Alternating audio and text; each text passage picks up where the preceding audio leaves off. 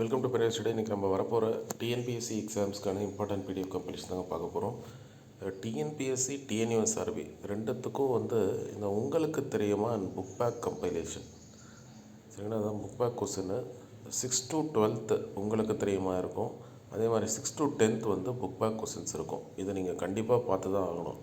ஒரு வேளை நீங்கள் டிஎன்யூஎஸ்ஆர்பி போலீஸ் எக்ஸாம் ப்ரிப்பேர் பண்ணுற மாதிரி இருந்தால், பட் டிஎன்பிஎஸ்சிக்கும் இது ஒரு கிளான்ஸ் விடுறது நல்லது சரிங்களா. ஏன்னா இப்போ நடந்த ப்ரீவியஸ் இயர் கொஸ்டின் கம்பைலேஷன் எடுத்து பார்த்தீங்கன்னா எல்லாத்துலேயும் இதோட இம்பேக்ட் கண்டிப்பாக இருக்கும். ஒன்று உங்களுக்கு தெரியுமா அண்ட் புக் பேக் கொஸ்டின்ஸை பேஸ் பண்ணியே அரௌண்ட் 60 to 70 கொஸ்டின்ஸ் இருக்கும் சரிங்களா. அதை நீங்கள் பார்த்துக்கோங்க.